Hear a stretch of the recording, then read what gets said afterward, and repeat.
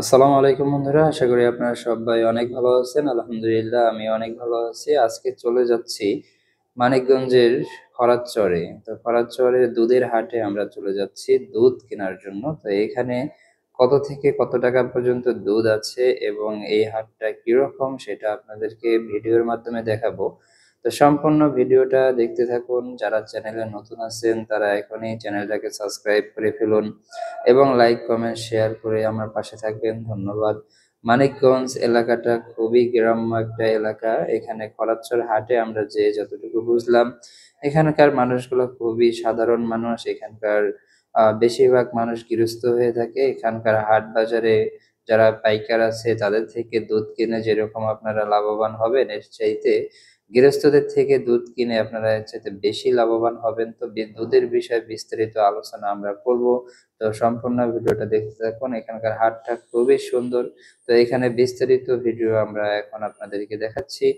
গ্রামের হাট বাজারগুলোতে পেয়ে যাবেন আপনারা টাটকা শাকসবজি। এখানে দেখতে পারবেন বিভিন্ন ধরনের শাকসবজি, কচি শাকসবজি।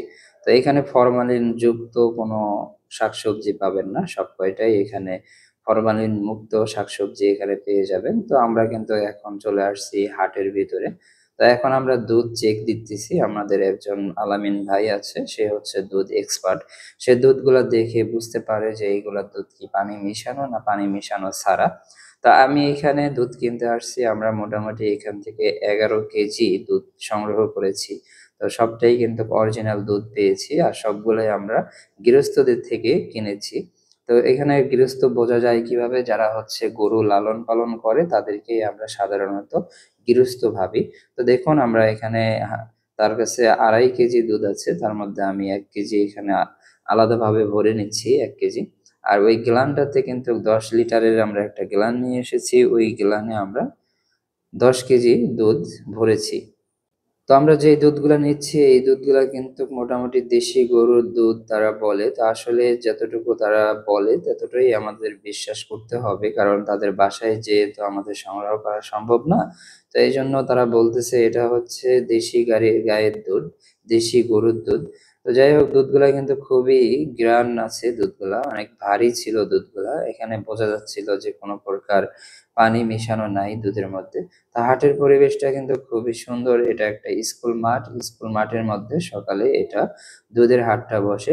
এই দুধের হাটটা বসে ফজরের পর থেকে শুরু করে আপনাদের সকাল 8টার মধ্যে এই হাটটা শেষ হয়ে যায়। তো 8টা পর্যন্ত আপনারা 8টার পরে যদি আসেন, এসে দেখবেন ব্যাপারীরা দুধ নিয়ে বসে আছে।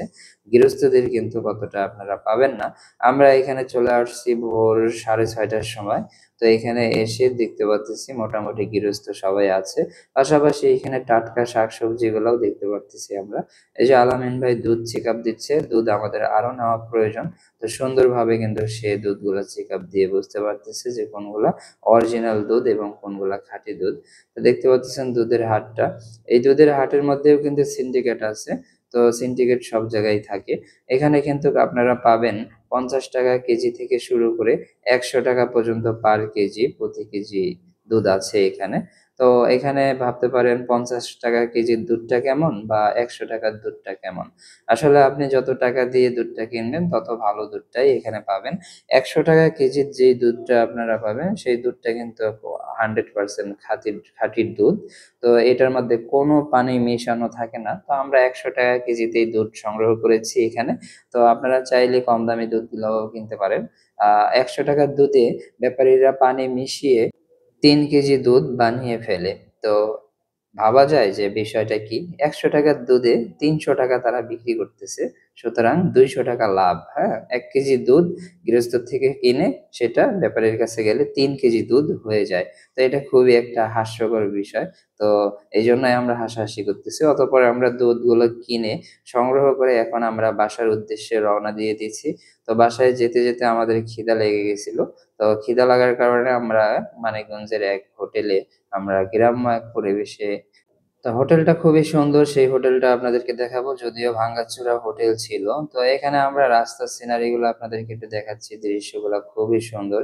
মানিকগঞ্জ সিংহের রাস্তাটা সুন্দর হওয়ার কারণে এখানে যারা বাইকার আছে তারা কিন্তু খুবই হেলে দুলে বাইক চালায়। তো হেলে দুলে বাইক চালানোর দৃশ্যটা আপনাদেরকে দেখাবো। তারা কিন্তু এখানে সেইরকম লেভেলের ডিগবাজি দেয়, ঢেউ দেয় বাইক দিয়ে। তো এখন এই যে আপনারা দেখতে পারবেন এখানে কিছু বাইক আমাদের পিছনে আছে। তারা আমাদেরকে ওভারটেক করে। ওভারটেক করার পরে কিন্তু এই যে এই বাইকটা দেখুন, এই যে ওভারটেক করে কিন্তু সামনে সেই দোলনা দিতে, দিতে চলে যাচ্ছে। হ্যাঁ? তার মধ্যে কিন্তু সেই হ্যাপিনেস একটা কাজ করতেছে। তা আমরা ঐরকমটা তার সাথে কোনো রেস করি নাই। আমাদের মতো আমরা চলাফেরা করছি। তো রাস্তায় যেতে, যেতে এখানে একটা প্রাচীন গাড়ি দেখতে পারতেছি দেখুন। ঘোড়ার গাড়ি এই যে দেখতে পারতেছেন। ঘোড়ার গাড়িটা কিন্তু এখন সাধারণত গ্রাম দেশেই দেখা যায়। তাছাড়া এটা শহর অঞ্চলে আমাদের সাভার, নবীনগর, ঢাকা অঞ্চলে কিন্তু এই ঘোড়ার গাড়িটা দেখা যায় না। তো এখানে পাশাপাশি আমরা দেখতে পারলাম ঘোড়ার গাড়িটা। এখন আমরা হোটেলে নাস্তা করার জন্য আসলাম। এখানে গ্রাম্য পরিবেশ অনুযায়ী হোটেলটা কিন্তু খুবই সুন্দর। এখানে যাওয়ার পরে আমরা রুটিগুলা এতটা পরিমাণ সফট করে তারা বানায়, তো আমি কিন্তু খুবই মুগ্ধ তাদের রুটিটা খেয়ে।